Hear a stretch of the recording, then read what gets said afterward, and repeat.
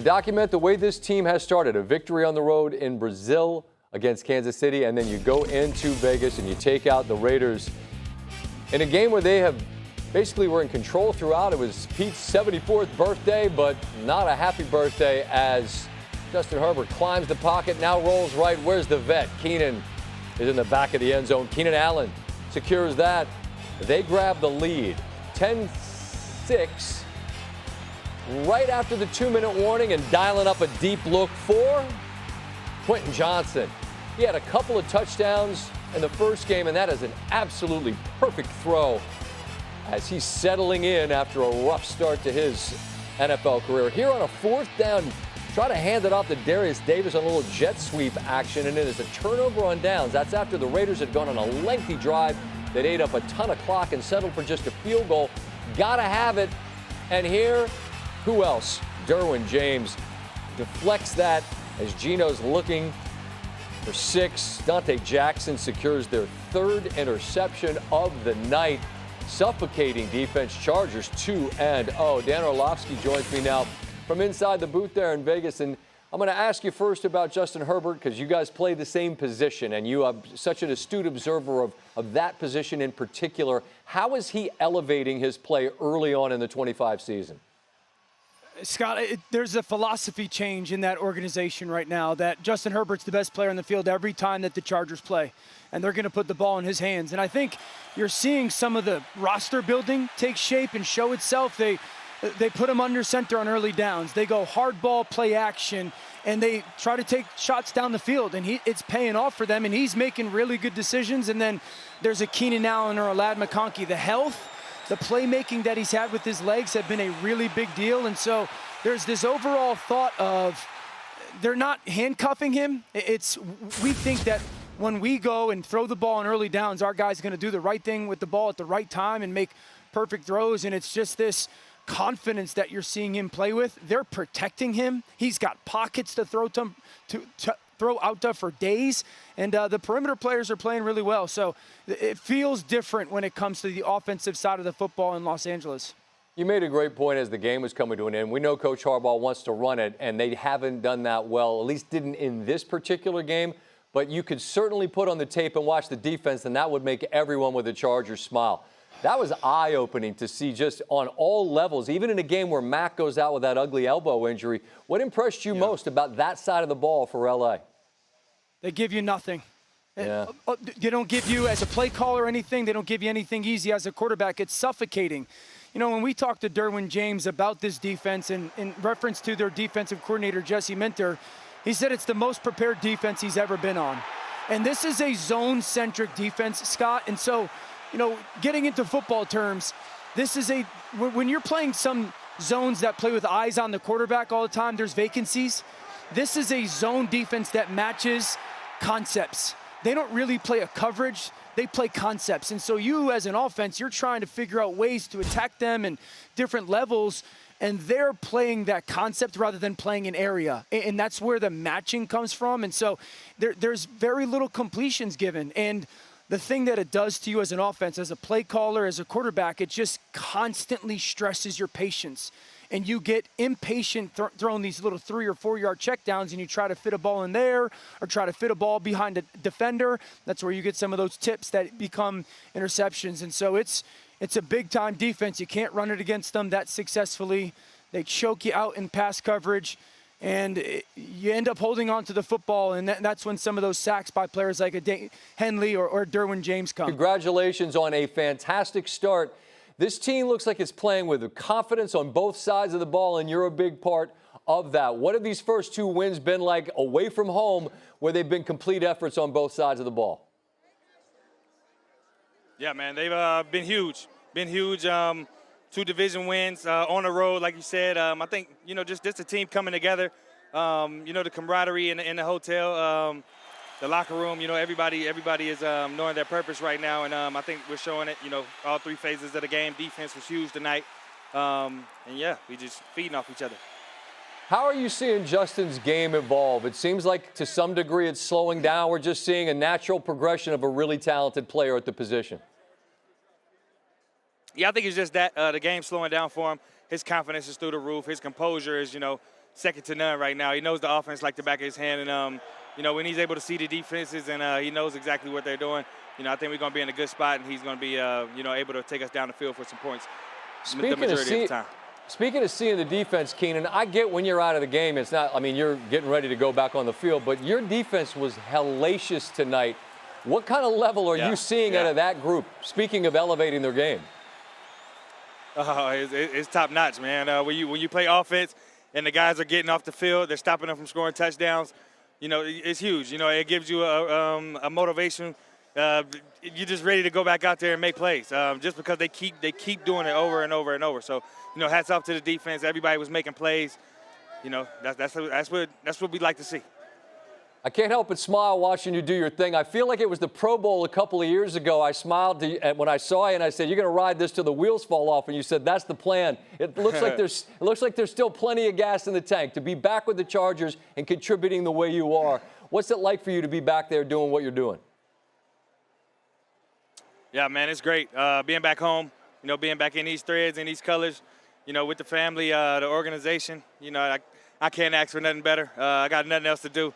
So why not come back home and play football for the Chargers? So you said, we're going to ride it till the wheels fall off. But good. Yeah, the wheels look like, those lug nuts look like they're plenty tight. Good luck and good health the rest of the way. Be well until our paths cross again, okay?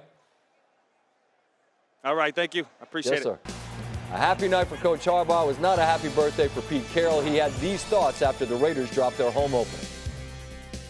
Well, he took a couple shots. He threw a couple bombs down there, and one of them was on about the 2, and the other one was in the end zone, I think, if that's right. The reason that he got there, because we had time to hold the football, so we protected okay, and we didn't get the ball thrown underneath. That's what I wish we would have done. I wish we would have not taken those shots. And they looked like we had to score quick or something. I don't feel like that when we play is the way that we should ever play. But so we got to take what's there, and we got to take a look at the film, and I got to see why that happened like that. Just surprised.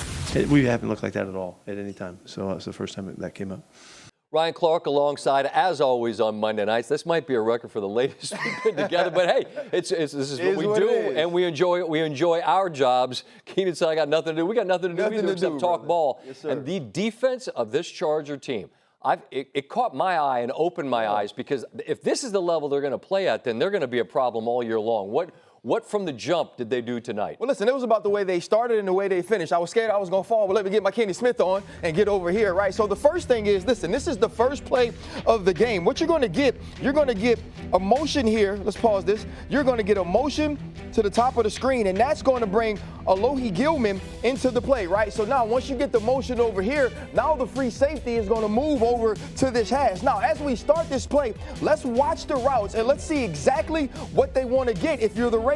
So what you're going to get, I'm touching the wrong thing here. You want to go out to the flat. You want to get him in the spot here. And now you want to run someone up the sideline. What that's going to do is get Alohi Gilman, who has his eyes are going to be right there, right on Geno Smith. He's going to understand that his break is going to be from here, right there in front of Trey Turner. Now, as we watch the play go out, look right here. He makes a play on the ball, but look at all the defenders that are now running to the football, trying to make a play. And we're going to get Dayon Henley going to get back to the football. It's an interception. And this is the way that they started the game. Now, the Raiders continued to play. The Raiders continued to move. The game is close. So we're talking about a late play down here in the red zone. They're going to try to clear it out again. You're going to get right here Jacoby Myers up the seam. We're going to get Brock Bowers on the out and up, and then we're going to run a post behind it. What you're going to get defensively from the Los Angeles Chargers is this. The Los Angeles Chargers are going to give you cover 2. So we're going to go here. We're going to go here. And that's going to have their best player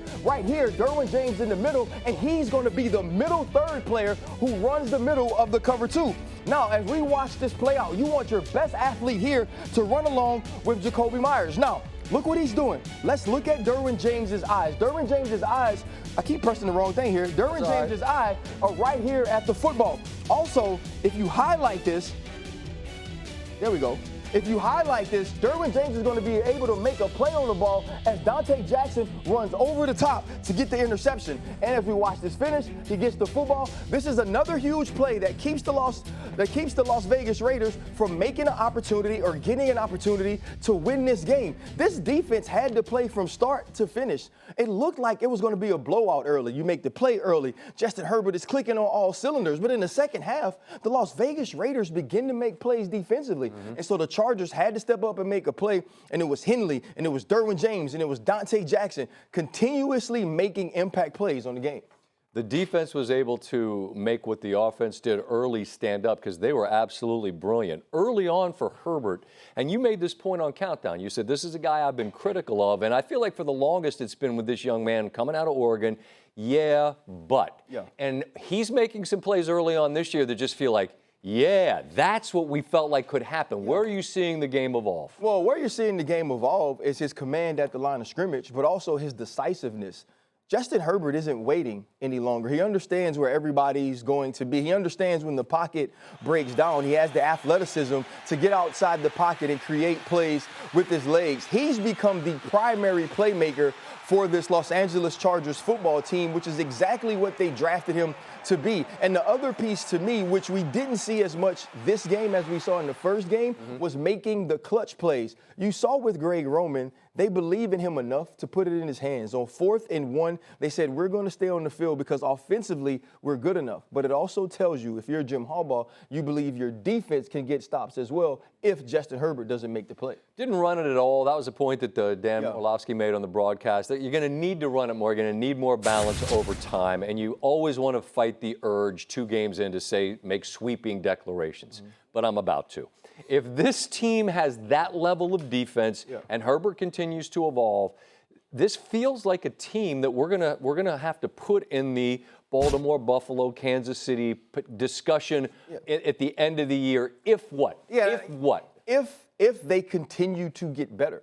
Right, because what we have to understand about the Buffaloes and the Baltimores and the Kansas Cities, we see them play their best ball at the end of the December. season. There are a lot of teams that come in excited, that come in prepared to play, which we know a Jim Harbaugh team is going to be, and they start out hot, and then you see complacency begin to take hold. And this is what I want to remind people of. In Jim Harbaugh's second year in San Francisco, that team went to the Super Bowl with Colin Kaepernick at the quarterback position. This is a player that's better than Kaepernick, but he does have some of those same traits that Greg Roman and Jim Harbaugh won with. And if he continues to play well, plays great in the clutch, but he has to show up in those big moments late in the season and in the postseason. They're already 2-0 and 2-0 within the division, and now the next game is Denver at home. So a chance to start 3-0 in the division. That'll be a tough game against a Denver team that's obviously bummed out about the way the game in Indianapolis slipped away.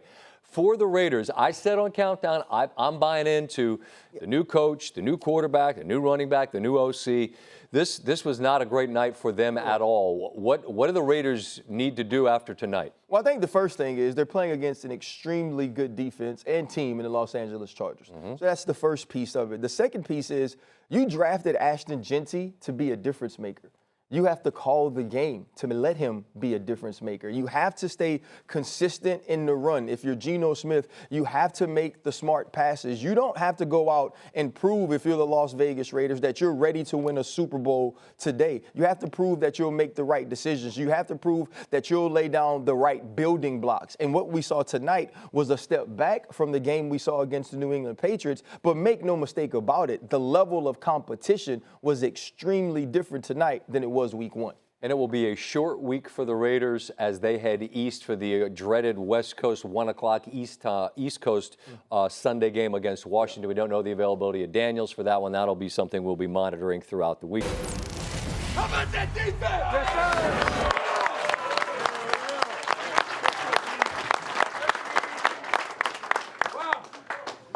Come on up here, defense. Jesse, you too, man. Clint, all you guys, man. All you guys.